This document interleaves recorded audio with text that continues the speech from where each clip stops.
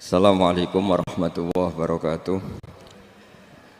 Bismillahirrahmanirrahim. Nahmaduka ya ghafuru ya syakuru. Mashalli wa sallim barik ala sayyidina maulana Muhammadin wa ala alihi wa sahbihi asma'in nama ba'du. Yang penting Anda jangan kampanye kalau itu perintah Kanjeng Nabi Muhammad sallallahu alaihi wasallam. Karena kalau kamu atas namakan Nabi kemudian jumlahnya sampai 800 berapa? 800 juta, berarti Nabi mengajarkan masyaqqah pada umatnya. Jadi cukup yang riwayat itu di sini hanya 100 sama 1000. Jadi kalau jumlah tadi untuk 7 apa? Turunan. Jadi kamu harus ditutup dengan doa, ya Allah, semua itu bukan untuk saya tapi untuk 7 turunan. Tolong catat ya Allah. Karena itu. Jadi artinya gini loh ya, orang Indonesia yang sering mempraktekkan Ataqosomadiyah itu bukan tanpa dalil. Ternyata dalam madzhab Maliki, saya masih ingat ketika mbah saya kandung, bapaknya bapak, asmane Mbah Nur Syam, itu wasiatnya minta dibacakan 4.000. Yang baca pas itu ya bapak sama anak-anaknya. Dan kemudian alhamdulillah zaman akhir itu mulai agak ngawur. Kalau ada acara itu wong liya kon maca anake mlebu metu gak melok maca. Itu keliru, saya jamin itu keliru. Saya sering kalau mimpin di rumah, kalau yasinan di tonggo-tonggo kok anaknya gak maca, saya keluar. Bapakmu wong liya kon maca, kata saya gitu.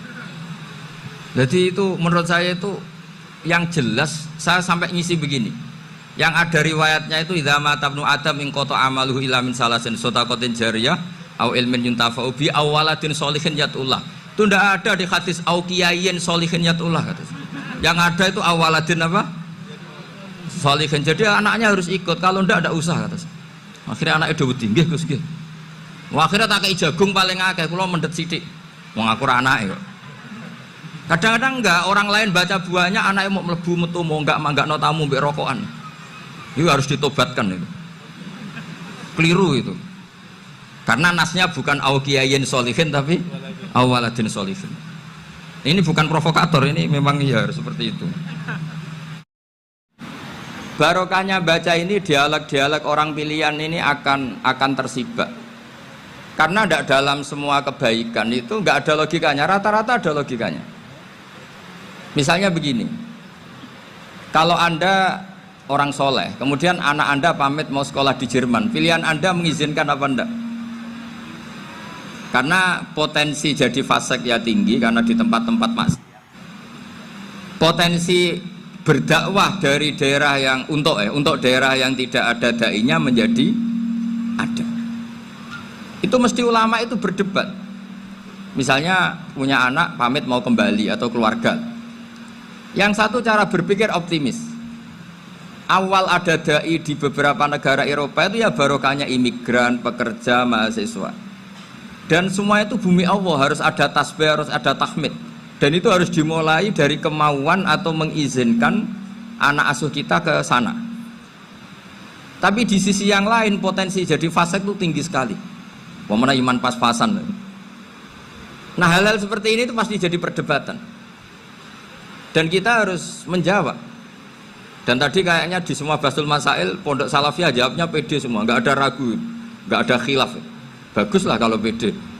Meskipun nanti mungkin ada ulama lain yang cara berpikir apa? Berbeda. Sehingga ini saya cerita ya.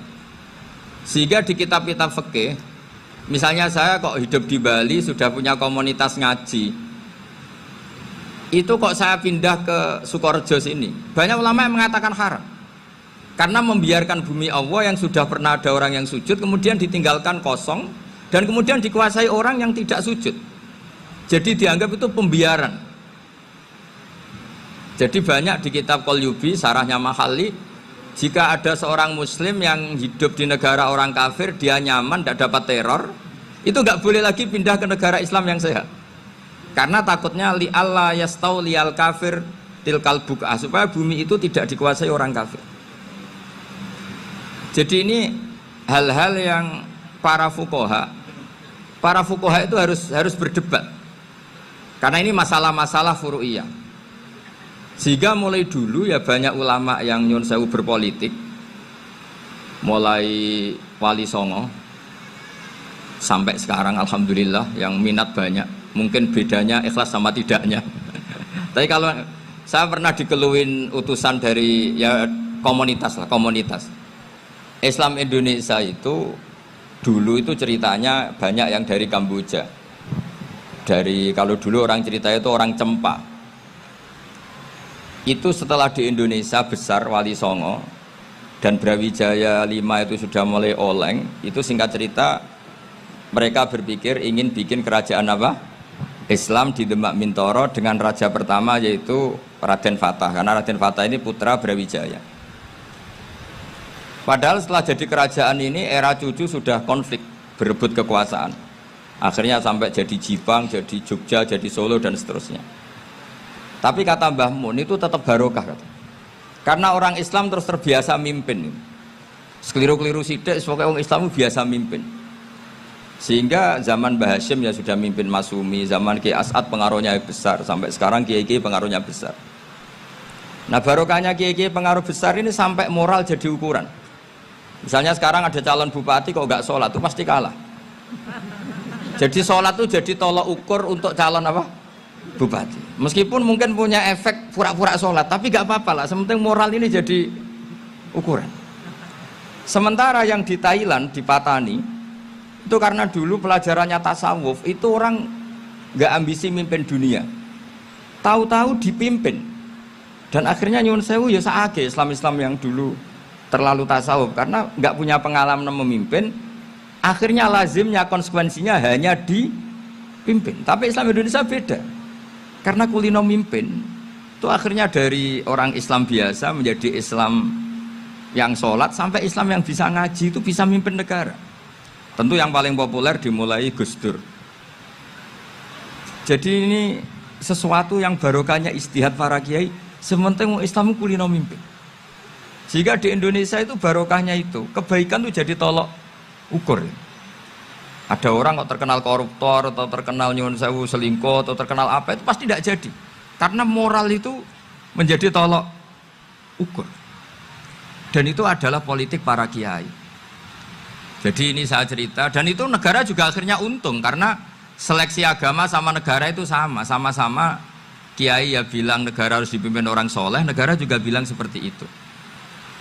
Nah, ketokohan-ketokohan para beliau-beliau ini yang maulah bekerja sama dengan Umarok. Kita tahu dulu Pak Harto ya rawuh ke sini ketika Muktamar 84, rawuh ke Kiai As'ad, ketika mau kembali ke Khittah juga dirembuk oleh ulama dan Umarok. Dan akhirnya ini menjadi negara yang alhamdulillah semoga selalu menuju baldatun thayyibatu wa rabbun ghafur.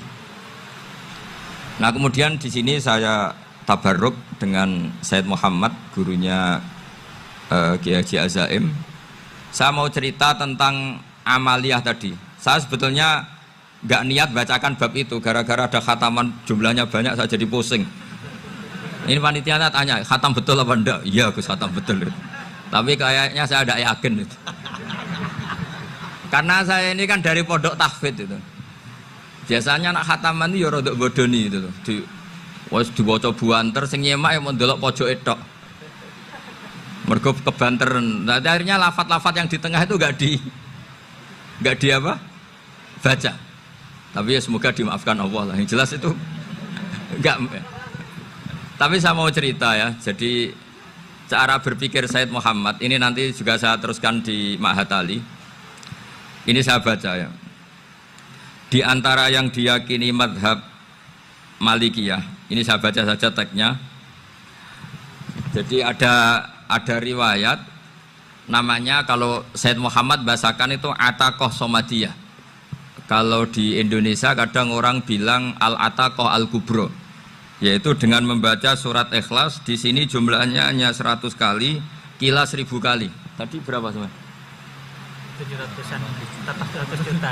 700 juta ini sudah susuk banyak ini. Di sini hanya 40, riwayat lagi 100, 1000.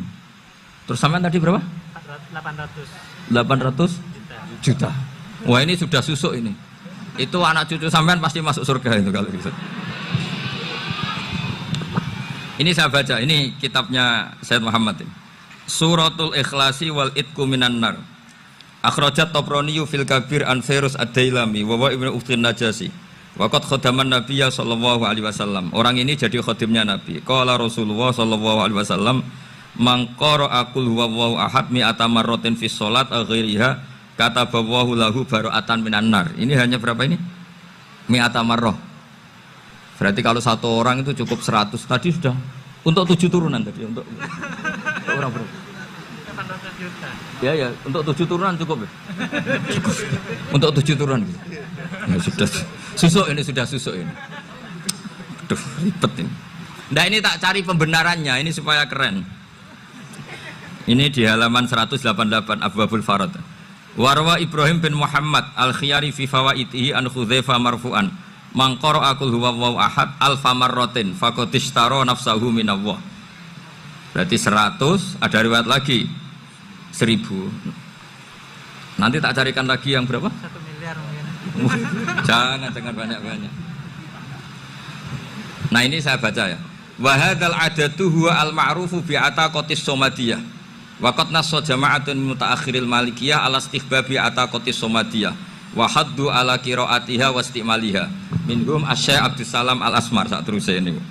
Jadi kullu haula'i istahabbu ataqatas somadiyah ma'atirafi ba'dihim kal misnawi bi syiddati fi hadisiha. I'timadan ala anna hadza minal fadha'il allati yutasahalu fiha. Faman sa'a yasta'milaha raja'a husula ma fiha fala ba'sa bidzalik ala syarti alla ya'taqida thubuta dzalika anin nabi sallallahu alaihi wasallam hatta la yaqa fil kitsbi alaihi. Jadi intinya itu silahkan Anda bikin jumlah sesuai versi Anda. Yang penting Anda jangan kampanye kalau itu perintah Kanjeng Nabi Muhammad sallallahu alaihi wasallam. Karena kalau kamu atasnamakan Nabi kemudian jumlahnya sampai 800 berapa? 800 juta, berarti Nabi mengajarkan masyaqqah pada umatnya. Jadi cukup yang riwayat itu di sini hanya 100 sama 1000. Jadi kalau jumlah tadi untuk 7 apa? Turunan. Jadi kamu harus ditutup dengan doa, ya Allah, semua itu bukan untuk saya tapi untuk 7 turunan. Tolong catat ya Allah. Karena itu. Jadi artinya gini loh ya, orang Indonesia yang sering mempraktekkan ataqosomadiyah itu bukan tanpa dalil. Ternyata dalam madzhab Maliki, saya masih ingat ketika mbah saya kandung, bapaknya bapak, asmane Mbah Nur Syam, itu wasiatnya minta dibacakan 4.000. Yang baca pas itu ya bapak sama anak-anaknya. Dan kemudian alhamdulillah zaman akhir itu mulai agak ngawur. Kalau ada acara itu wong liya kon maca anake mlebu metu gak melok maca. Itu keliru, saya jamin itu keliru. Saya sering kalau mimpin di rumah, kalau yasinan di tonggo-tonggo kok anaknya gak maca, saya keluar. Bapakmu wong liya kok kon maca, kata saya gitu. Jadi itu menurut saya itu yang jelas, saya sampai ngisi begini. Yang ada riwayatnya itu idza mata ibnu adam min qata amaluhu illa min salasin shadaqatin jariyah au ilmin yuntafa'u bi aw waladin sholihin yatullah. Itu tidak ada di hadis au kiyayin sholihin yatullah kata. Yang ada itu awaladin apa? Sholihin. Jadi anaknya harus ikut, kalau tidak usah kata. Akhirnya anaknya udah wedi, nggih Gus nggih. Akhirnya tak kei jagung paling akeh, kula mendet sithik. Wong aku ora anake kok. Kadang-kadang enggak, orang lain baca buahnya anaknya mau mlebu metu mau enggak manggakno tamu mbek rokokan. Itu harus ditobatkan itu. Keliru itu. Karena nasnya bukan auqiyayin sholihin tapi awaladin sholihin. Ini bukan provokator, ini memang ya seperti itu. Nah terus tentang tadi la ilaha illallah yang didawuhkan Gus Azaim. La ilaha illallah itu penting sekali, cuma saya mohon itu dielmoni lah. Jadi dulu kalimat ini menjadi spesial karena dielmoni, karena dimulai dari fa'lam annahu la ilaha illallah. Terusannya ayat tuh wastaghfir li dzambika walil mu'minina wal mu'minat. Saya ulang lagi ya. Terusannya ayat tuh wastaghfir li dzambika walil mu'minina wal mu'minat. Makanya menurut mazhab Sadili, kamu disuruh baca la ilaha illallah dulu, jangan istighfar dulu. Saya ulang lagi ya. Dalam mazhab Sadiliyah itu la ilaha illallah dulu, nggak boleh istighfar dulu. Alasannya masuk akal. Orang yang kafir 70 tahun itu sekali baca la ilaha illallah itu langsung yughfar lahum ma qad salaf. Sehingga la ilaha illallah sendiri sudah punya kekuatan supaya dosa kita diampuni. Qul lil ladzina kafaru iyantahu yughfar lahum ma qad salaf. Cara menghentikan kekafiran gimana? Dia melafadzkan la ilaha illallah. Ini kalimat yang begitu saktinya sampai orang yang kafir puluhan tahun itu dosanya semuanya terhapus hanya karena melafadzkan la ilaha illallah. Nah, makanya kata Abdul Hasan Asyadzili, wastaghfir li dzambika ay bihadil kalimah. Seseorang sah di istighfar itu kalau melafadzkan la ilaha illallah. Misalnya ada orang kafir mati kafir, sah enggak anak cucunya mengistighfari dia? Enggak sah karena belum melafadzkan la ilaha illallah. Makanya kata Abdul Hasan Asyadzili, wastaghfir li dzambika ay bihadil kalimah. Sehingga lafadz ini spesial betul. Tapi kadang-kadang beberapa mursyid cara berpikir lain. Ini kalimah thayyibah harus dibaca orang suci sehingga mendahulukan apa? Istighfar untuk supaya pas ngelafatkan kalimah thayyibah sudah dalam keadaan apa? Suci. Itu juga masuk akal. Tapi secara meyakinkan saya sendiri lebih mengikuti manhajnya Abdul Hasan Asyadzili karena alasannya tadi yang kafir puluhan tahun saja langsung luntur dosanya karena melafatkan la ilaha illallah. Artinya la ilaha illallah sendiri sudah bagian dari istighfar. Nah, ya tadi buktinya fa'lam annahu la ilaha illallah terus wastaghfir li dzambika walil mu'minin. Jadi orang sah diistighfari itu setelah dipastikan sah tauhidnya. Jadi setelah tauhidnya sah yaitu la ilaha illallah baru sah apa? Diistighfari. Sehingga orang kafir, saya ulang lagi, orang kafir yang mati kafir anak cucunya tidak boleh apa? Tidak boleh menistighfari. Terus saran saya kedua, la ilaha illallah itu filosofinya itu nafyun li uluhiyati ghairillah wa isbatun li uluhiyatillah wahdah. Filosofi la ilaha illallah itu gimana? Menafikan semua selain Allah itu tidak Tuhan dan hanya menuhankan Allah semata. Nah itu caranya gimana? Caranya kita harus terbiasa ini karena tadi saya dibilangin panitia ini rata-rata mustameknya atau mustamiatnya ini santri. Caranya gimana? Dilatih pakai logika. Saya berkali-kali cerita kalau ngaji, saya sekaligus kampanye. Allah itu Tuhan yang begitu fair. Untuk menjadi Tuhan Allah mempersilahkan, ada kualifikasi Tuhan. Jadi boleh dikompetisikan itu boleh kata Allah. Gak apa-apa kamu ngaku Tuhan gitu kata Allah. Tapi nak ngaku pangeran itu paling gak ya direputasi lah. Ada verifikasinya. Dimulai dari apa?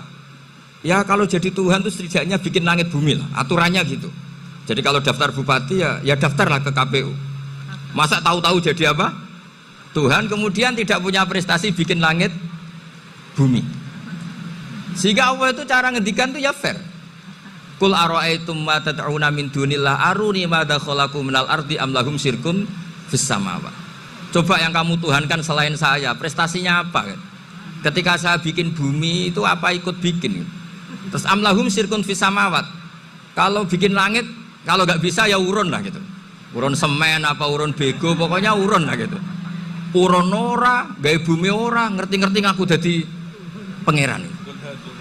Kul hatu burhanakum. Jadi ya kan ya lucu kan, misalnya syarat kiai di Salafiyah kan keluarga Kiai As'ad, cucunya ngaji ngalim.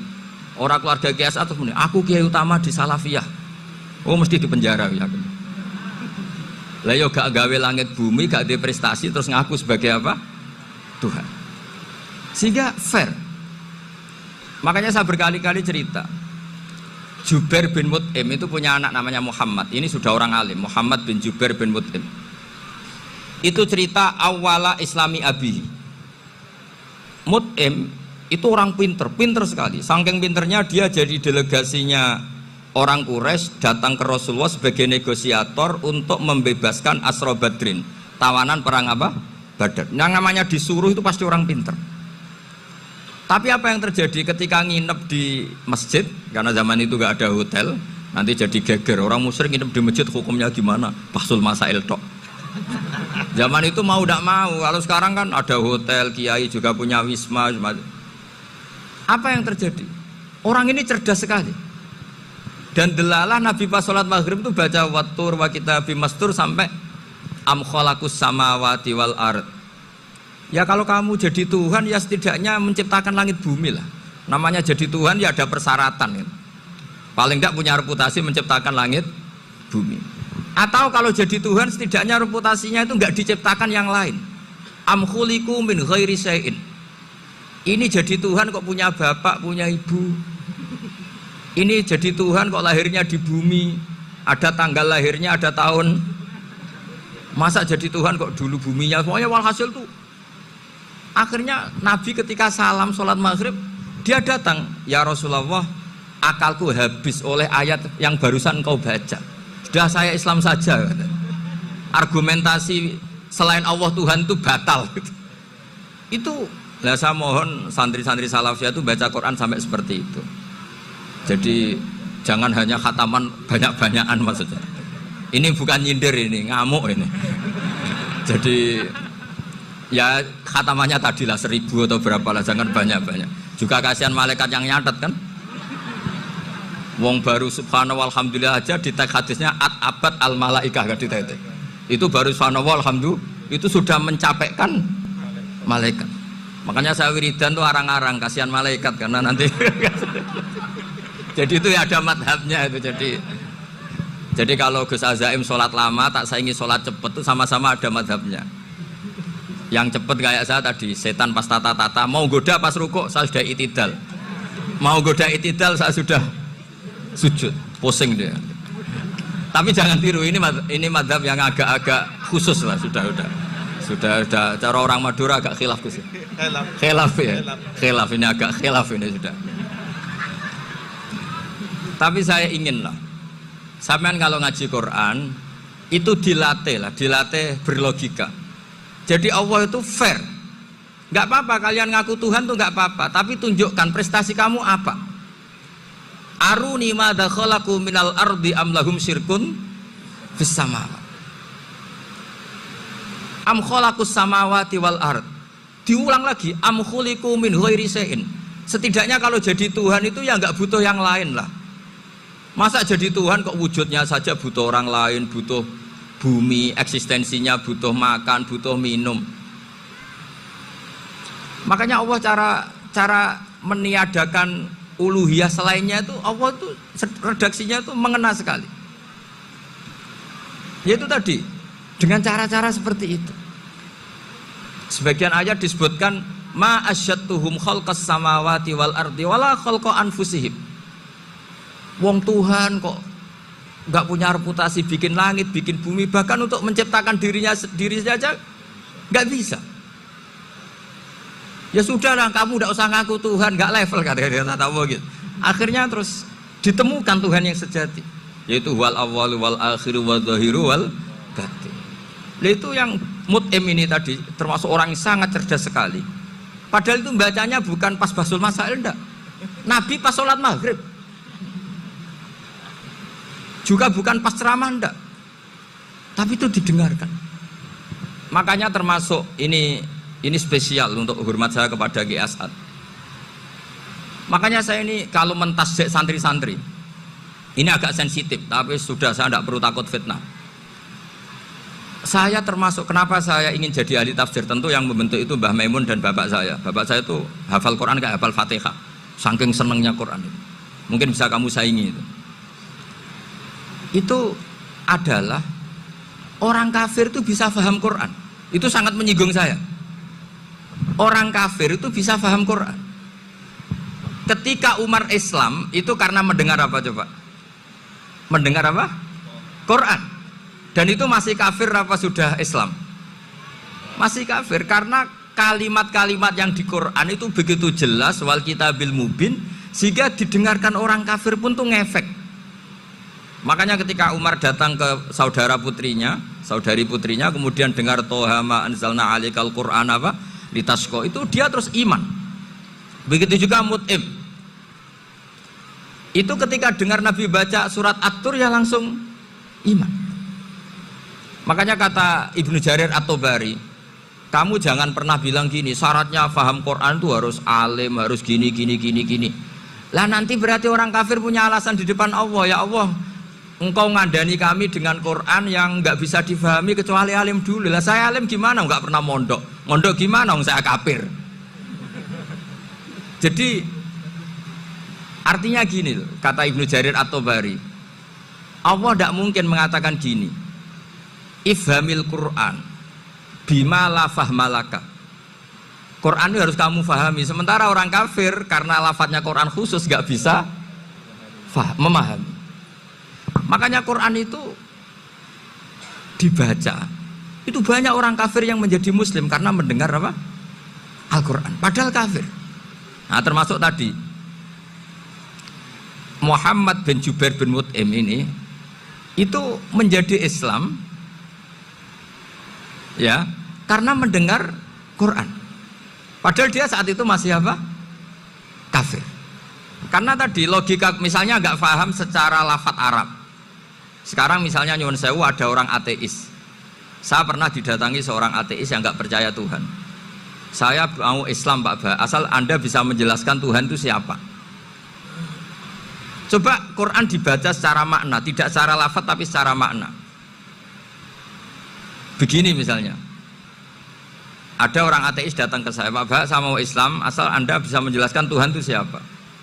Terus saya tanya, ini ngajak goblok-goblokan apa pinter-pinteran, kata saya.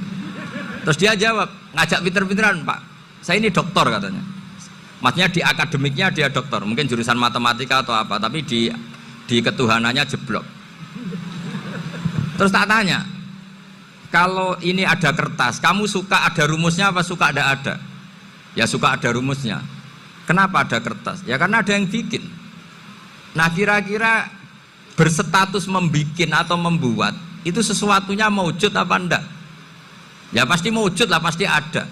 Ya sudah, anggap Tuhan itu adalah sebab dari semua yang ada. Masa alam yang seperti ini, langit dan bumi ini maujudat, kemudian kamu katakan kholaqohal adam, bahwa alam raya yang maujud ini diciptakan oleh ketiadaan.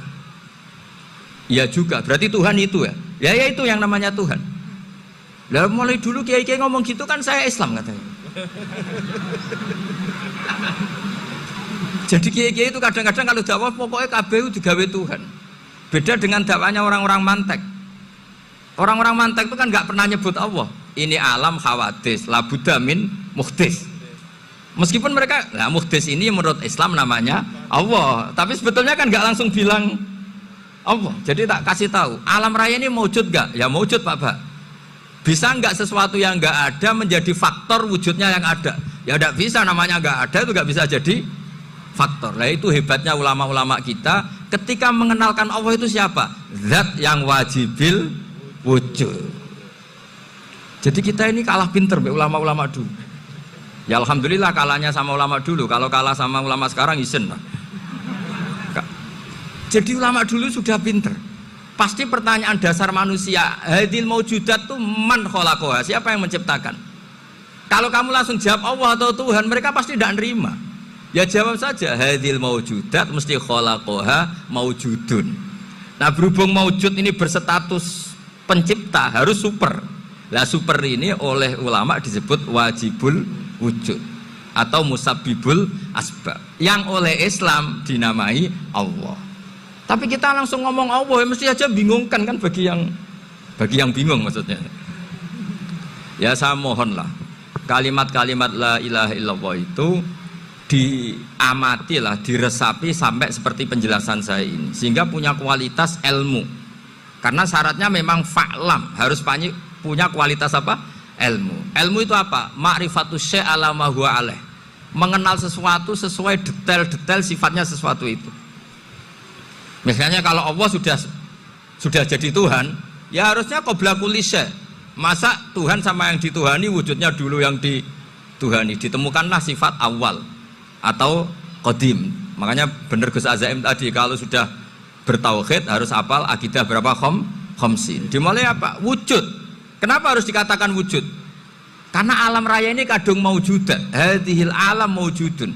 Masa maujudun kholaqohul adam? Masa maujudat kholaqohal adam? Nah itu yang disebut am khuliqu min ghairi syai'in am humul khaliqun.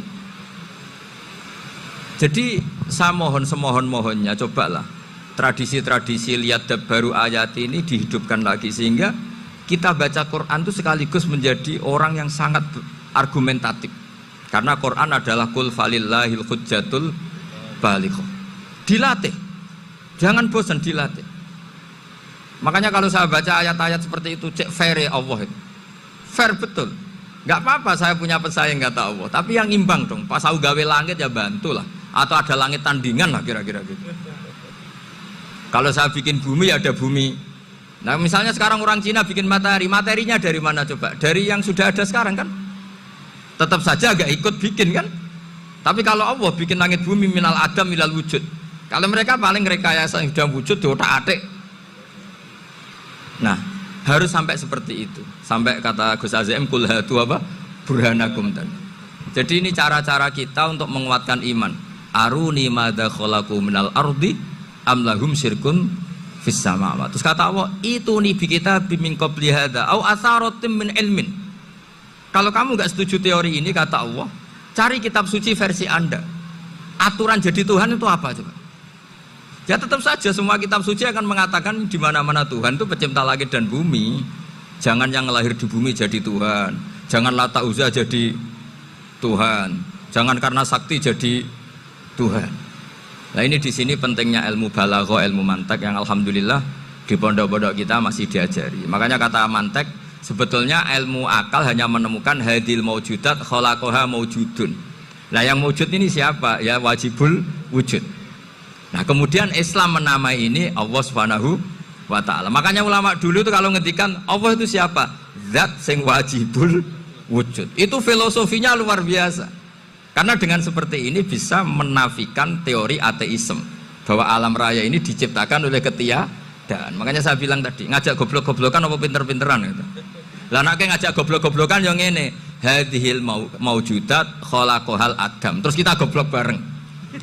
Loh iya kan barang maujud diciptakan yang tidak maujud. Wong ora wujud kok mempengaruhi sing wujud. Ya monggo nak goblok bareng kata. Akhirnya, enggak Gus, saya ini dokter masa kamu ajak goblok? Ya sudah pinter saja kata saya. Alhamdulillah karena debat kecil ini dia menjadi nyaman lagi dengan apa? Islam. Memang saya tentu nggak bisa disalahkan doktoralnya karena di ilmu yang selain apa? Teologi gitu. Tapi kan polanya dia pasti pinter. Makanya ini sekaligus mengingatkan anak-anak lah. Kecakapan menjelaskan itu harus dilatih karena di antara kelebihannya Quran itu wal kitabil apa?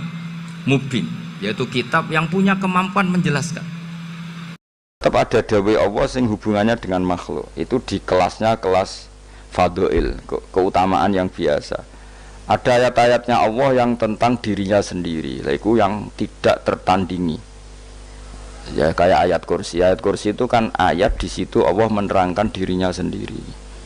Misalnya Allahu la ilaha illa huwal hayyul qayyum. Itu kan Allah menerangkan tentang dirinya sendiri, tentu spesial. Gitu ayat-ayat sing meskipun ya tetap spesial jenenge dawuh Allah tetap spesial. Tapi ada ayat-ayat yang tentang kita. Misalnya ayat fankihu ma tobalakum minan nisa masna. Ayat-ayat seperti ini kan enggak mungkin setingkat. Ini kan ayat tentang kamu. Wis ngerti nak kelakuanem seneng wayo dikai hawayo. Nah, tentu beda. Tentu semuanya spesial karena sama-sama kalamu. Tapi tentu beda. Dokumen ayat kursi tentu nggak sama dengan dokumen ayat faqihu matobalakum. Maka Nabi ngendikan ayat kursi ini bahkan saya ngambilnya min kanzil arsi, jadi spesial sehingga terus kita dilatih guru-guru kita ngapal ayat kursi. Kan ora lucu misalnya wiridan yang tahlilan faqihu matobalakum minan terus lucu toh tahlilan kok ngono ku piye ngono. Aneh-aneh, gue mikir tuh, senangnya buat antoh. Masa ayat Quran kok beda-beda, goblok kandhanane angel. Jadi kene ku sing wis ngaji mulai bayi. Jadi ono ayat fawadil, maksudnya ayat-ayat sing umumnya terkait kita. Ayat-ayat sing spesial karena nerangkan Allah, tentu beda. Terus kedua tentu ayat-ayat sing rano Kanjeng Nabi, misalnya laqad ja'akum rasulun min anfusikum azizun. Terus baru ayat-ayat tentang kita. Nah, ayat tentang kowe ya wakulu wasrobu kon mangan ngono. Nah misalnya terus tahlil terus wakulu wasrobu. Ya lucu tuh. Bocah kok kandhanane angel. Pusing ambek kowe. Ngaji tahunan gak ono perkembangan. Habis gue rame-rame dunya loh. Gue rame-rame apa? Dunya. Pernah ada kumpulan orang untuk ngaji. Oh, setan setruk tenan. Paham itu? Mulai setane tangin, tenang ya Rafa. Waduh. Serepot ya. Ya, jadi kayak kudu ngerti ya. Jadi kabeh ayat Al-Qur'an spesial, tapi tradisine ulama kan ada perdebatan apakah ada ayat fadilah dan mafdulah. Sebagian ulama mengatakan jangan bilang demikian karena fal kullu kitabullah wal kullu kalamullah. Tapi kowe nak ngingkari iku ya keliru, wong dohire Kanjeng Nabi ku ya ada ayat yang dipuji sundul langit kaya ayat kursi. Saya punya ayat yang bahkan dokumen itu tak ambil dari Kanzil Arsy katanya. Dan tidak ada nabi yang dikasih itu kecuali saya. Itu nabi begitu bangga semenang. Nabi maca ayat kursi. Sehingga tradisinya ulama semua anak cucunya, semua umatnya dilatih ayat kursi. Dan itu memang spesial coba. Saya kalau baca ayat kursi, saya kalau mau tidur itu mesti baca ayat kursi. Mesti ora pendak tahlilan ono sing order mboten. Wah apa-apa. Mosok eling pangeran nek pendak apa? Ono anak-anak. Oh tahlil kok dikritik, yo keliru sing kritik. Wong maca ayat kursi yo mbok kritik. Tapi ora dikritik ya perlu dikritik. Wong maca eling pangerane kok butuh berkat le. Dul nah eling ya eling ngono kuwi cara kula padha dene. Sing kritik mek sing dikritik. Kowe tahu tahlilan? Nate Gus nek ana undangan mboten mboten. Lah eling pangeran nek ngenteni apa? Undangan. Ngene ben ana sing tetep kritik, ben seimbang dunia iku ben seimbang. Apa? Balance kono sing kritik. Kula bolak-balik ketemu wong sing kritik tahlil nggih sowan kula. Saya tuh heran. Kenapa orang NU itu suka tahlilan? Terus ada berkat. Itu dalilnya, Mas. Sing ngono iku ya ora ono dalil, sing hasud nyoal ya ora ono dalil. Cara Kanjeng Nabi pirsa, tukang nyoal iku ono dalile to ora? Ya ndak ada. Ya harus menengahi sebenarnya ketemu pangeran. Sebenarnya ketemu pangeran cocokan di sing bener. Nah yang jelas nek sing tukang tahlil ditakoki pangeran. Kita tahu eling aku, nanti Gusti nak wonten undangan. Regara bocah kok eling iya, eling pangerane kok beda apa? Nah, misalnya kayak kundangan, orang kundangan plus itu takoki pangeran, diundang tonggo kok ora teko. Mergo wedi bid'ah misalnya. Tapi nekani tonggo ya perintah Kanjeng. Ya sudah, enggak cocokan ae, ora usah debat saiki, enggak apa. Cocokan ae. Tapi nak cocokan mbek aku ora ketemu. Wong sing nyoal ning ijene mahsyar aku wis ning swarga. Ketemu nang ketemu ning swarga ora cocokan. Jadi kowe kudu mikir ya. Jadi ayat kursi iku dipilih ulama perkarane napa? Ayat iku njen spesial tenan. Kula niku mboten saged ilem nek gak maca ayat kursi. Nggih maca teng lisan, nggih maca teng ati setiap saat. Mergo mangsa kok pancen luar biasa. Allahu ta'ala iku Allahu la ilaha illa huwal hayyul qayyum. Al hayyu zat sing urip. Mergo sing gampang bedana Allah mbek Nabi Isa, ambek berhala, ambek semuanya yang disembah selain Allah adalah kehidupan. Kita gampangane tau ngidolakno Isa kaya apa, tapi akhirnya kecewa nak dianggap pangeran. Mergo nyatane cara mereka pun Isa mati disalib. Utawa cara Islam Isa iku diangkat. Di itu objek. Apapun hebatnya Isa diangkat, diposisikan di langit, di kerennya apa? Jenenge di itu objek. Berarti yang keren adalah subjeknya, yaitu Allah Subhanahu wa Ta'ala. Terus kita ini sebagai orang itu punya ketakutan. Nak pangeran mati ku piye? Nak kowe mati kan gak punya akibat apa-apa. Srengenge tetap baik-baik saja. Sistem falak galaksi baik-baik saja, sistem alam baik-baik saja. Wong sing mati kuwe bayangno nek sing mati pangeran. Maka ketakutan seorang mukmin adalah apa? Punya Tuhan yang mati. Kemudian itu diobati bahwa Tuhan kamu itu Tuhan sing aman, al-hayyu sing selalu hidup. Kemudian disifati lagi al-qayyum. Apa artinya hidup kalau bergantung orang lain, bergantung makhluk lain? Itu gak keren, karena bergantung itu gak keren. Al-qayyum, yang Allah itu zat yang berdiri sendiri. Oh itu kan terus sempurna. Lho kula maca ayat kursi sopan. Bejane Gusti kula maca ayat kursi. Kowe ora maca iku kasihate mbahmu. Bocah kok. Oh, bocah ora bakat wali. Teke wis elek. Kabeh dimaterekno. Kasihate opo nek maca ayat kursi? Kasihate mbahmu ngono. Jimat ya senengane. Ora seneng. Maksudnya ku, tapi mbok gedhingi teman-teman yo ora oleh njen rezekine kadol jimat ke piye. Sing iso ngatur rezekine wong sapa? Wis keben, muga disepuro pangeran. Ratus sepuro ora apa-apa, kelakuan kok ngono iku piye. Wis terserah pangeran ae. Jadi Allahu la ilaha illa huwal hayyul qayyum. Kemudian setelah hidup itu bisa saja gak peduli kita karena pas ngantuk atau pas tidur. Terus disifati la ta'khuduhu sinatu walana. Dan zat yang hidup itu tidak pernah ngantuk, tidak pernah tidur. Akhirnya kita ini nyaman punya Tuhan yang spesial yaitu hidup dan berdiri sendiri, tidak ngantuk, tidak tidur. Terus budi lahu ma fis samawati wa ma fil ardh. Ya, dan miliknya Allah semua yang ada di langit dan bumi. Keren. Kita ini butuh air, butuh apa saja, dan itu milik Allah. Coba kalau milik manusia, zaman nak loro ning rumah sakit itu, oksigen larangi ngono. Padahal kowe nak loro, oksigen di mana-mana gak tahu bah. Jadi kita seneng. Alam raya milik Allah kita seneng, karena alam ini milik zat yang gak butuh alam raya, sehingga kita yang pakai. Allah bikin air, Allah gak butuh minum. Allah bikin padi gak butuh makan. Dia bikin semuanya untuk kita. Padahal itu kita tidak ikut punya. Akhirnya seneng mbek pangeran. Cek apike jenengan Gusti gawe ra melok nganggo. Sing nganggo kita-kita ini. Coba aku ora roh gawe rokok gunane apa ora roh.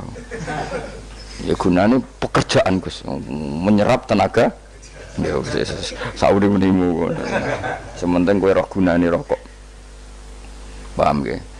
Roh gunane rokok roh carane mandorot kanggo kowe. Dadi padha roe lah sementing. Ya apa-apa tapi.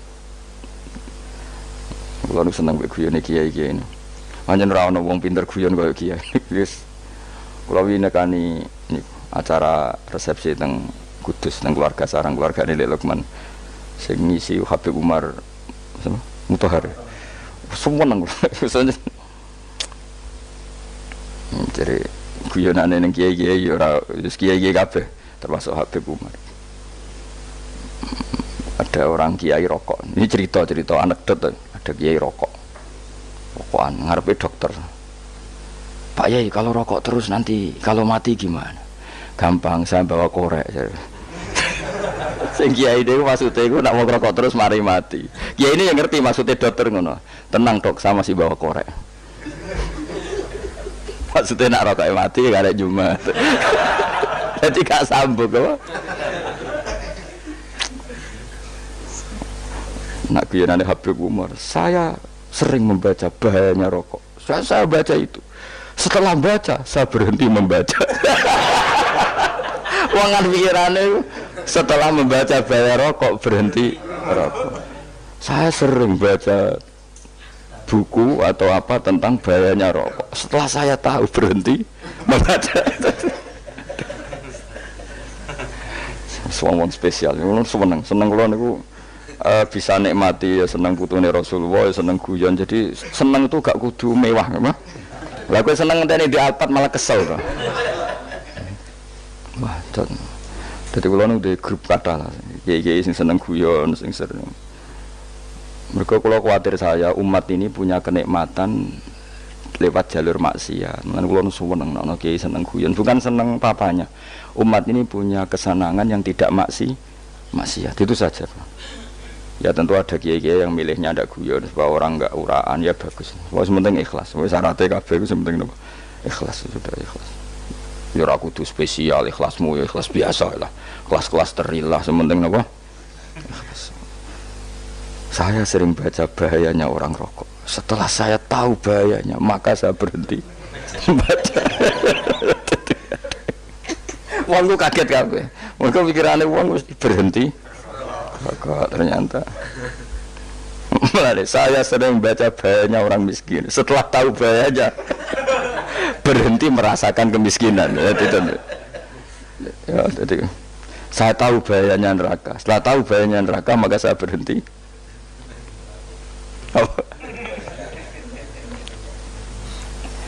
Ya, jadi terus disebutno lahu ma fis samawati wa ma fil ardi. Terus kita nyaman. Kayak apa kalau alam raya ini milik Cina, milik Singkek, milik non Muslim atau milik wong Islam sekalipun, mesti apa-apa tuku, repot.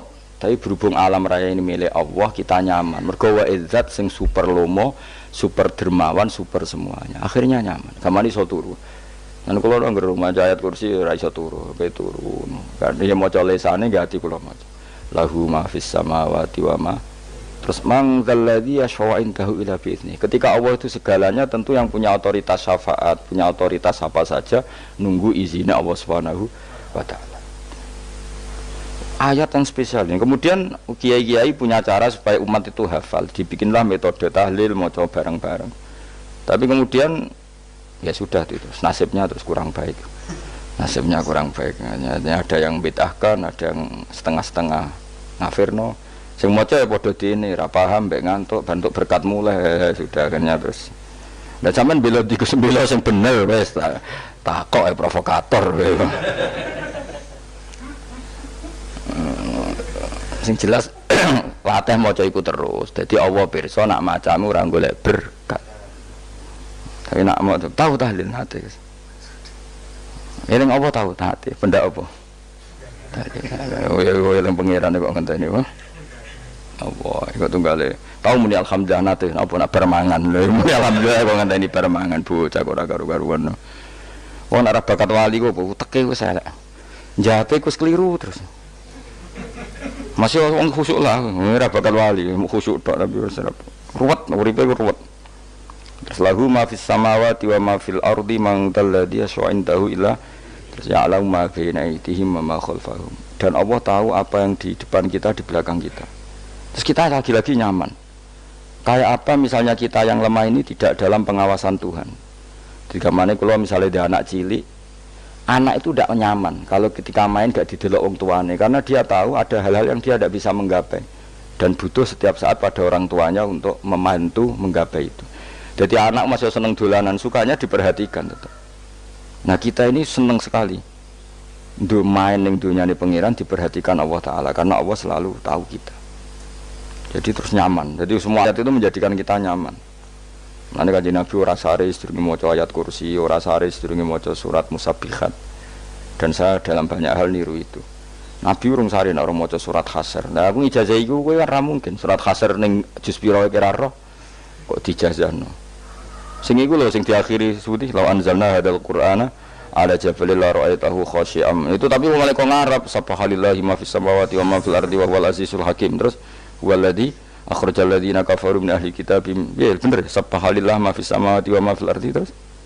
Tak terusnya terus waladzi akhrajal ladzina kafaru min waladzi akhrajal ladzina kafaru min ahli kitabim min diyarihim li awalil hasyr. Ma dzanantum ayakhruju wa dhannu annahum mani'atum husunuhum min Allah fa'atahum tak terusnya serang rapal. Jadi itu akhirnya yaitu tadi. Terakhir apa? Ya'lamu ma baina aydihim wa ma khalfahum terus wala yuhituna bi syai'in min ilmihi illa bima. Dan seseorang itu tidak punya ilmu kecuali dengan kadar dikehendaki Allah. Bahwa kita ini selalu objek.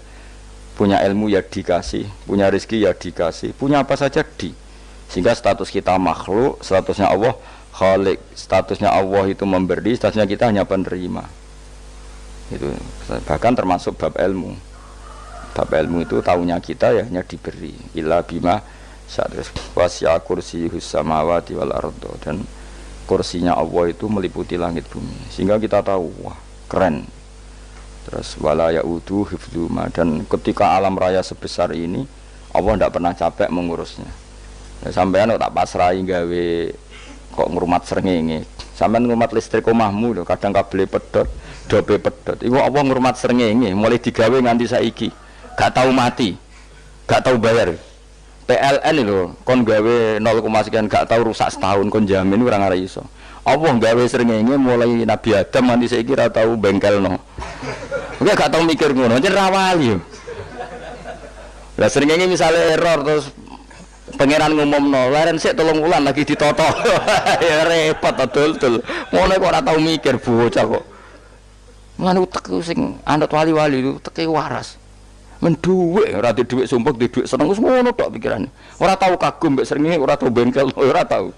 Mergo mau ora bakat wali itu teke wis innalillahi wa inna ilaihi raji'un. Ngono ya kok do urip ngono. Habis ben urip pancen wae apa? Mati rame-rame apa?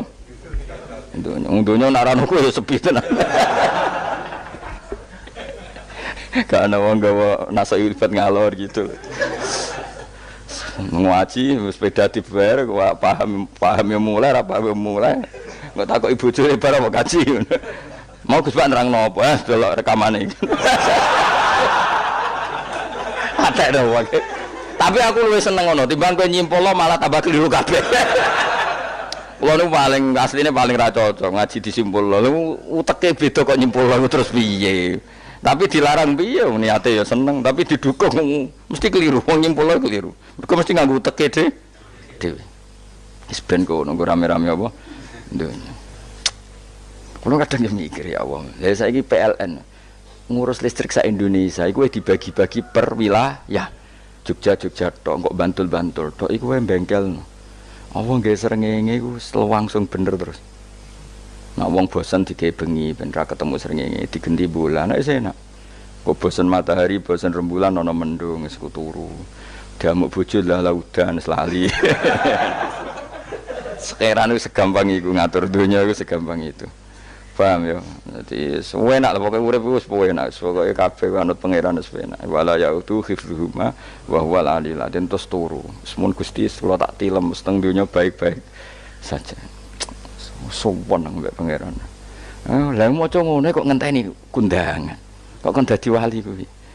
Lah sing ora hafal ayat kursi terus ngritik. Ora hafal. Bid'ah ngono. Wis apal lose wis darah di bitalas penting kowe hafal ayat kursi sik. Apal? Ndak. Ya kowe apal sik terus lagi bid'ah ora apa-apa.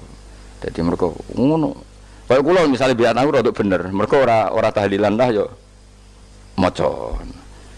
Lan kula yo bingung ngadepi jenengan belondi padha ora jelas e. Yo ayat kursi ku waca. Nah, tentu ayat yang seperti ini kan enggak mungkin kualitasnya setingkat nyuwun sewu ayat wa kulu wasrobu. Makanya banyak ulama sampean delok teng kene itqon teng kitab-kitab tetap ada ayat sing spesial, ada ayat sing spesial tapi tentu enggak sekelasnya. Jangan kamu katakan atas bawah nanti suul adab baik kalah muwah, tapi tentu spesialnya ayat kursi itu tentu super karena menerangkan Allah sendiri. Sementara beberapa ayat menerangkan hak kita sebagai manusia, misalnya wa kulu wasrobu, tentu kualitas fadhilnya beda. Tapi jangan katakan klasmen, jangan, karena kurang sopan dengan kalam wah, tapi tetap beda. Makanya Nabi ngendikan ayat 3 apa loco nak turu waca di mana-mana waca. Oh, Nabi begitu bangga dengan ayat kursi. Akhirnya kena bakul ditulis didol. Paham apa? Ditulis didol. Nah, baru kayak didol ya akeh hikmah akhirnya dipasang ning ruang tamu. Akhirnya ketara iki wong Islam bera Islam barokah ya ayat kursi. Sing pokoke berpikir positif wae. Wah, berarti sing diomah Islam bukti nopo ana ayat kursi ini. Lho kula beberapa kali diselametno ayat kursi. Kula nak ning perjalanan marung. Itu kadang yang merasa nyaman mergo ning warungnya ana ayat. Wah, berarti Islami lah. Ora kuwatir iki ana daging celeng, tetep nulung ngoten. Ya ini jujur mawon kula niku tetep asobia artinya nak ning perjalanan sing gak jelas lor kidule ora ro daerah kok marung ana ayat kursi paling ndak kan orang ini punya etika kira-kira ora bakal apa jualan daging babi lah misalnya. Ya tetep bantu lah tetep. Umpamane terus dikek nggon salat. Sanajan to sing duwe misale mbok salat ora ya ora perlu. Ya aja suudon ngono wis anggap ae mosok masang ayat kursi kok. Ya sih gitu. Kan lumayan ada perangkat yang itu. Akhirnya bakule payu ayat kursi ini sing di omah ya payu promosi nek iki Islami sing blonjo ya nyaman wis padha enake lah. Ayat kursi ini sing ngenes mergo tinggo. Ya tapi ya ndak lah. Nak niate ngono ya tapi ya ayat kursi tetap mulia dengan dirinya sendiri. Kulo seneng tenan mbek jeneng ayat kursi ya Allah. Ya tadi kekhawatiran kita punya Tuhan yang tidak sempurna itu terjawab bahwa Tuhan kita super sempurna. Jadi kula bayangno grepe turu njen seneng. Senenge wae Gusti nak kula turu iku langit bumi gak masalah. Bayangno nak pangeran sing turu, sistem Tuhan hancur. Makanya syaratnya jadi Tuhan tapala takhuduhu sinatu wa. Padahal kita menyaksikan Nabi Isa turu. Beberapa yang dituhankan selain Allah turu ngantuk. Bayangno misalnya kowe pas donga sing mbok dongani turu. Kan kacau. Makanya Allah mensifati dirinya dan itu memang fakta la ta'khuduhu sinatu wala nam. Allah ora tau ngantuk, ya mboten nate. Sari. Akhirnya sewenang kita sewenang banget mbek pangeran. Mergo dengan sifat-sifat seperti itu. Akhirnya raditu billahi napa rabba wa bil islami dina. Raditu billahi napa rabba wa bil islami dina. Raditu ridho ingsun billahi lan rabban sebagai pangeran. Aku ridho banget, seneng banget Allah sing dadi pangeran. Muga mau pangeran liyane Allah yo kacau tenan. Nanti pangeran terus turu. Terus ngantuk, nak ramangan lemes kan pusing. Apapun hebatnya Nabi Isa misalnya buat pangeran ya pusing. Kadang pas sare, dungani tenan jebule pas apa? Sare yo ribet. Tapi kita di pangeran sing la ta'khuduhu sinatu wala nam bil islami dinan. Wa Muhammadin sallallahu alaihi wasallam rasulan wa nabiyan wa bil qur'ani hukman wa dan kita ridho Quran sebagai panduan hukum lan dadi imam. Imam panu itu. Mulane kula nangger jamak takdim angger kira-kira wis setengah pitu kita jamak nak pas lunga. Nggih sering jamak kalau tiang-tiang, tapi niki dereng isak. Ya pokoke cara aku wis ngisak, cara aku ora kudu mbok. Pokoke cara aku wis isak. Ya wis kaul jadid malah. Makanya dulu ada seorang ulama berdebat. Sing sitok setuju waktu maghrib niku ngenteni enteke mega napa abang. Ana sing debatnya masuk akal ngeten. Niki sama-sama ulama bapak mbek anak. Padha ngalime ya padha sepuh. Ulama iki malah aneh carane nentang iku dekne cara dekne waktu maghrib ku nganti kira-kira setengah pitu nganti jam 7. Engko lagi waktu isya jam 7:15. Pokoke dekne mau nak darani waktu maghrib ku cepet moh. Jadi alasannya masuk akal. Pangeran itu nak gawe biasanya ono kembarane, jadi ono tandingan aja. Ya lucu lama kok jadi. Ulama ya kadang ya lucu. Sampai nak sholat subuh jam piro? 4:30 kan, anggap aja 4:30. Berarti subuh nganti meletak srengenge ada waktu sak jam setengah. Ono waktu pinten? Sak jam setengah. Lah saiki maghrib iku wis surup. Nggih, maghrib napa surup. Kudune maghrib ku duwe padanan subuh ono waktu sak jam setengah. Nah, mana dia setuju? Entah eme gua abang tenan dia naik sak jam setengah. Mana dia nak santrine azan jam itu ngamuk, cong paling cepet 7:30. Perkara dia cara berpikir maghrib dipadakno subuh. Yaiku qoblatul isyamsi ono waktu sak jam setengah jatahe subuh. Kudune ba'da ghurubi syamsi ya ono sak jam setengah jatahe maghrib. Jadi akhirnya santrine nak azan di 7:30. Nak jam itu diamuk tenan. Nak maulad dawilah wali 6:15 wis isa. Perkarane. Lah iku ulama. Ya semulane ya semacam-macam ulama iku macam-macam. Ya sing anut sing umum sing penting ora ruwet. Ya tapi wau as-shalat khairun maudhu'un, asal salat iku mesti napa apik. Ya asal salat iku mesti napa apik. Soal kaifiyah macam-macam. Nah, sing terakhir sing masalah kaifiyah yang enggak diterima. Apakah boleh witir hanya 1 rakaat? Jawab Imam Syafi'i, na'am boleh witir hanya 1 rakaat. Kados kula piyambak barisa seringnya witir namung 1 rakaat. Ya ora ana ndase, ora ana gurine 1 rakaat fakot. Iku witir sejati, paham? Witir napa sejati. Wah, mergo ora nganggo 3 rakaat yang 2 kan masalah kan? Ana nyicil napa? Nyicil napa? Witir. Jadi kalau tak akaligus kenapa nak witir sitok? Lah aku nganggo witir model piye wae ketoke ora sejati gak? Witir napa sitok. Lha iku Sayyidina Utsman ku sak urip-uripe sahabat terkenal. Niku mboten nate witir luwih kok sitok iki sak rakaat. Tapi aja takok sing diwaca Quran khatam. Lah iku perkara. Dadi sak rakaat tapi diwaca Quran apa? Khatam. Dadi autara bi rakaatin khatama fihal Quran. Dadi sak rakaat tapi khatam Quran. Iku sinten Sayyidina sinten Utsman. Alasan Imam Syafi'i Nabi tahu witir nganggo 3 rakaat. Cara Imam Syafi'i ku gak mungkin sing witir tetep sing guri sitok. Mergo sing loro tetep salatun mustaqillatun, salat sing sendiri. Mulane mulai sakniki sampean nak mulai solu sunatan minal witri rakaataini jami'ah wis pokoke salatu jami'ah ya la haula wala quwata illa billah. Lah kok nek imam sholli sunatan minal witri rakaataini wis muni sak muni-muni mumam wis pokoke aku saiki salat karena aneh secara fikih aneh bagaimana mungkin sholat yang sudah disalami Sudah disalami ya punya status kan? Sholat saya gantung. Sholat setelahnya. Lalu gunanya salam menutup itu apa? Masa assalamualaikum sementara Gusti ini masih ada. Ya wis disalami umpama kowe ngentut ya salate sah, umpama aurate kebuka ya sah, mergo wis bar. Paham ya? Jadi salat iku ora iso. Dadi mulane jadi kontroversi. Tapi ya apik bantah-bantahan salat ya apik, bantah-bantahan barang apik. Nanti bangke bantah-bantahan iki ayundi malah perkara kan, malah mari fitnah. Ya ada bantah-bantahan perkara napa salat. Iku lama iki macam-macam. Jadi sing terakhir kula terangno tentang filosofi salat. Di kula suwun sing ngaji kula sing seneng kula senajan to donga iftitah mboten wajib. Tapi nek kesempatan kedah diwaca karena ndak ada riwayat yang mengatakan ulama pernah meninggalkan itu. Senajan to sak kadar. Terutama pas napa inna sholati wa nusuki wa mahyaya wa mamati lillahi rabbil alamin. Itu salatku, ngibadahku, matiku, uripku namung kersane Allah. Utawa namung kangge Allah. Karena ini menjadi filosofi sing dadekno salat mari ahlil jannah. Kita nak salat mesti ahlil jannah. Wong qad aflah, teman-teman bejo wis mesti bejane.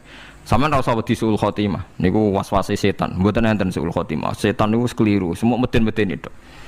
Nak setan percaya suul khotimah ikon gawe suul khotimah. Mulane kula anggere wedi suul khotimah omongan kula setan.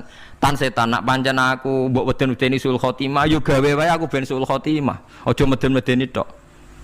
Dan gue ketok dadi pangeran, gue dhewe ora siap dadi pangeran, ya ora pangeran kok meden-medeni aku. Jadi setan memang harus dididik, kudu diancam, paham ya. Mulane kula ana kiai pemuja setan kula ora seneng setan godane ngene kiai ra mesti selamat, wong top-top ra mesti selamat. Itu namanya memuji setan karena dia nganggap setan itu luar biasa. Setan kudu mbok prekno, mbok anggap gagal, tahan setan cek goblok, kowe meden-medeni aku suul khotimah aku tetap salat. Berarti kowe gagal. Karo dene nek kowe kepengin manusa sesat kabeh ya sesatno wae ora usah meden-medeni jare kowe kondang kok trimo mok ngono-ngono tok ae. Bedene ya ora tingkat kegagalannya, paham nggih? Jadi setan harus dididik bahwa dia juga sering gagal.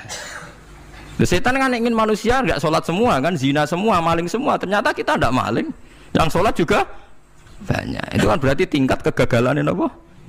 Setan. Lah kita ndak ora dan setan wis salat puluhan tahun digodho ilang ganyane goblok kowe.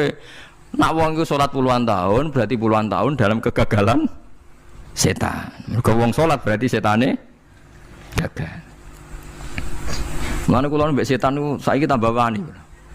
Ya mletene ngono kon mlebu neraka ya kok gelem. Misale dekne hebat kan mboten purun Gusti tak ning swarga mawon. Ternyata dekne mlebu swarga gak iso kan? Lah yo mletene lah yo wong lemahe ngono kok mbok entuk. Artinya setan kan lemah sekali kan? Lha iku sadaqaul azim ketika ngendikan inna kaida syaitani kana napa dhaifa. Sebenarnya setan itu dalam bahasa Quran itu dhaif sekali. Lemah sekali. Tapi kita sering muji. Nggih, sering napa? Sering muji. Darani setan hebat, wong wali, wong alim kadang digodho kena. Ya soal kena cara kena akeh ra kena ngono wis akeh napa? Akeh mboten napa? Kena minimal ngeten lho sampean. Tapi kula nate Gus kepengin tahajud ra sido tahajud berarti setane menang. Tapi setan ora sekedar kowe kepengin ra tahajud, kepengin kowe kafir. Ngomong kira tahajud tenan iku ya setan isih rugi kok. Tapi kowe jek Islam, tapi jek mlebu swarga, kepengin ku nganti apa? Kafir. Jebule kowe ora kafir kan? Mulane ana ulama nak tangi turu gak tahajud, ndekne nangis. Angger kani gak tahajud nangis. Terus matur mbek pangeran, Gusti kenging napa kula mboten kasil tahajud. Ambek pangeran dingendikane ngene, teng kitab Al-Minanul Kubra karangan Imam Saroni. Kowe ku ulama kok bento. Sing nurokno kowe sapa? Nggih jenengan Gusti. Sing maringi tangi sapa? Nggih jenengan. Lah wis anggap ae kabeh kersaku, ora kersane setan. Wis bar. Mulane aku lara mati tahajud keterusan nggih tenang mawon kula duwe ilmune, Kowe ulama kok bento. Sing nurokno kowe sapa? Nggih jenengan Gusti. Sing nangene sapa? Nggih jenengan. Lha iya, sak kabeh ku sing ngersakno aku ridho ra wis bar jan. Mulane kena tangi ra tahajud nggih ridho mawon. Apa meneh bedino.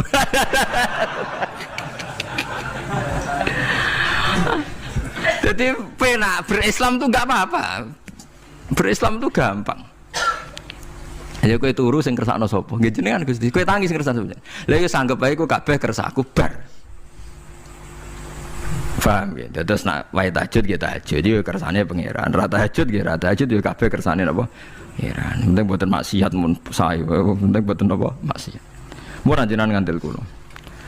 Inna sholati wa nusuki wa mahyaya. Lah ini sing titik tekane teng wa mahyaya. Ngeten misalnya. Urip niku kabeh kersane Allah. Carane mikir ngeten nggih. Tiang-tiang sing jaduk-jaduk dhisik ya mati. Nabi nggih kapundhut, tiang-tiang soleh nggih kapundhut, tiang-tiang dolim nggih kapundhut. Kalau betul mereka ingin menjaga kehidupan, berarti kalau betul mereka kuasa kan tidak kapundhut. Hidup selamanya nyatane do mati. Berarti urip mati namung kersane Allah.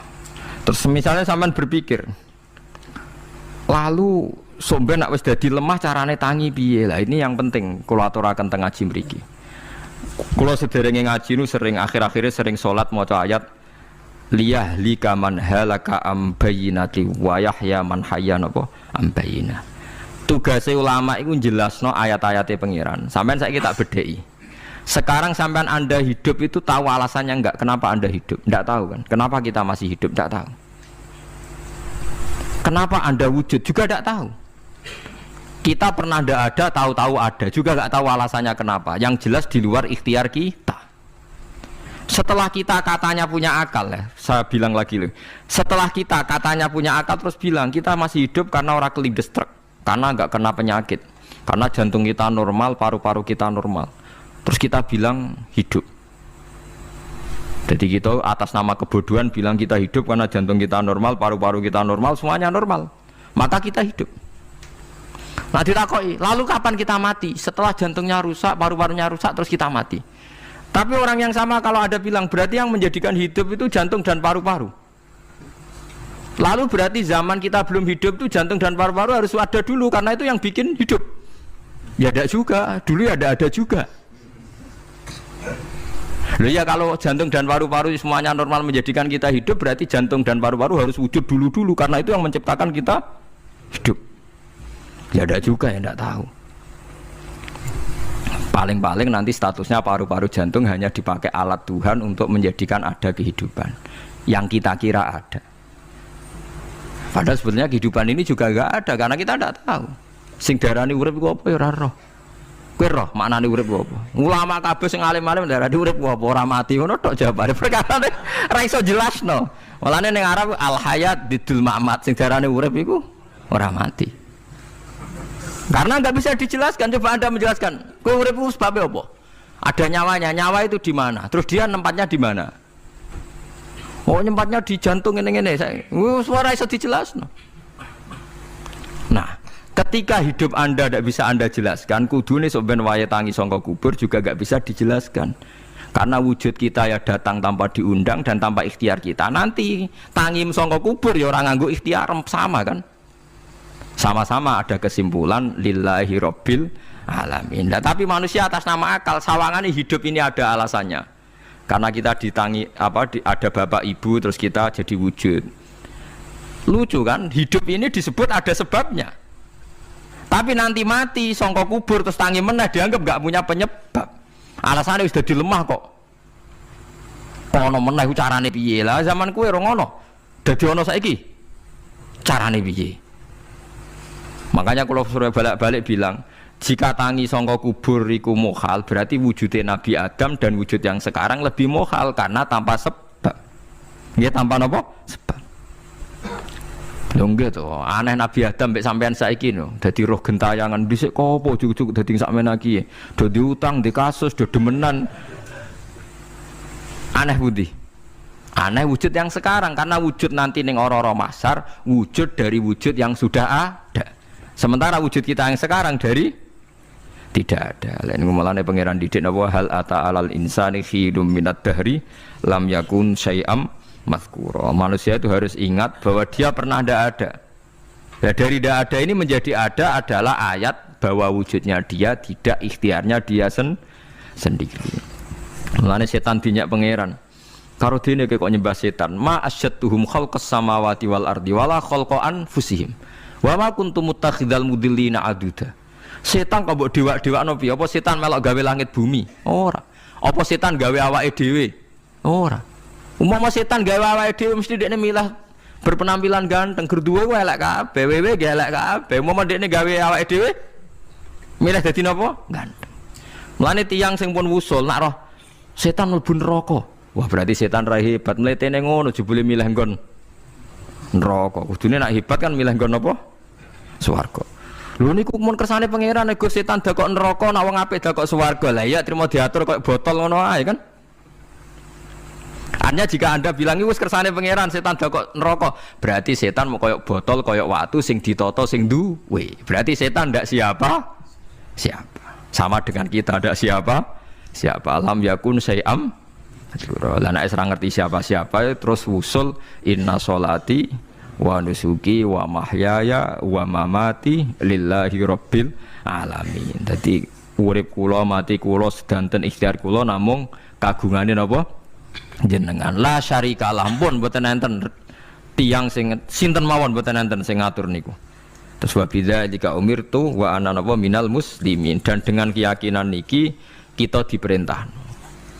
Jadi donga iftitah senajan to mboten wajib, tapi itu filosofi dalam hidup. Kersane jenengan napa nggih delok donya niku pun bar. Urip ya kersane pangeran, ya mati kersane pangeran. Mula kadang nggih mikir aku nek mati bar mati jebule gak kiamat-kiamat tak kesuwen cah ngenteni atusan napa tahun misalnya. Anda tidak usah khawatir begitu. Zaman Nabi Adam nganti bapak amak wis saiki 7.000 tahun. Kok ora protes mbek pangeran? Terlambat Gusti saya menyaksikan dunia karena 7.000 tahun yang lalu. Ya saniki kan pun tahun pinten toh? 7.000 ya. Umur dunia saniki pun pinten? SM itu kalau menurut penanggalan agama itu 5.000 tahun. Sebelum Masehi dihitung Nabi Adam itu, pokoknya dihitung langit bumi itu pinten? 5.000 tahun. Lah saniki tahun 2000 sekitar 7.000 tahun. Padahal wonten sing ramal umur dunia mau pinten? 7.000 tahun. Jadi enak sing mun diutang-utang mun beres nih mun bar nih mun dianggap bar nih mun muntah ini jari ini tapi dieling-eling kula suwun senajan to ilmu niki mun lazim diyakini tiang Islam tapi sampean ulang-ulang kados srengenge misalnya kula nak delok srengenge niku eling berarti urip ning swarga selawase-lawas iku mungkin karena Allah bisa menciptakan benda yang begitu panas tapi punya daya tahan atusan tahun. Pemenang nak coro discovery ya nak ngitung malah jutaan tahun yang lalu malah bawa hitungan kontiwa dari dinosaurus 400 juta tahun. Padahal agama nanggali bumi namung pinten 5.000 tahun sebelum nopo Masehi. Tapi nak coro ngomong ilmuwan jutaan nopo sing hitung ya sopo terus ke apaan terus. Nggak begini saja kalau sampai melihat matahari misalnya. Matahari itu kan banyak panas sekali. Ternyata Allah bisa mengelola matahari seawet itu ribuan tahun. Apalagi ngelola kita. Kita ini untuk abadi lebih gampang. Karena bahannya tidak panas, nggak gampang rusak. Terus gampang direproduksi, maksudnya gampang digantikan. Maksudnya kan di masa lo kan kena. Kayak Rohin udah anak keriting akeh kok putune kan gampang. Lho kalau mikir mau gampang ya, misalnya buaya guys masyhur dianggap hewan purba yang terlama. Manusa ilang wis ketok angel. Misale koyo boyo mati ana anake meneh, anake ana anake. Nabi Adam kan ngoten. Wong sitok di ketahanan sampai saiki, gonta-ganti wong. Artinya berarti ada gen Adam yang abadi sampai sekarang kan karena setiap manusia sekarang berarti ada gennya Adam. Artinya Allah memberi contoh betapa Allah bisa ngatur supaya fisik manusia gen ini abadi. Buktinya Adam nganti saiki kan masih kan? Lho nggih to, pasti di antara jasad kita kan ada unsur Adam. Lah ya Allah gawe sura, apa meneh kowe sampeyan swarga ning neraka, Allah tetap punya cara untuk bikin abadi. Mbok piye carane? Tapi melihat Nabi Adam nganti tok sampeyan kan ana bukti Allah duwe cara ngabadekno unsur Adam. Karena tidak mungkin kan dalam diri kita sekarang nggak ada unsur sinten? Adam. Sama ndak oleh bantah. Tapi Adam piyambak kan pun kapundhut. Tetapi Adam yang sekarang sampai sampean saiki. Tapi ya ora roh sampean sing turunane Qabil apa sing ora roh pokoke cek ngono ae. Wong jarene cerita. Qabil iku lahire ning swarga. Dirabekno mbek Labuda sing lahire ning bumi. Labuda ku elek gembrot. Habil lahire ning bumi, rapati ganteng, dirabekno Iklima sing wayu. Lahiran swarga. Akhire Qabil gak trimo, wong aku cah ganteng kok dintokno cah elek. Mulane saiki nek ana cah ganteng dintokno cah elek ra trimo ya kaya Qabil. Nah tapi enggak pikirane Nabi Adam ya ora ora ben silang ben sedengan. Mergo nek elek entuk elek kan malah musibah kan.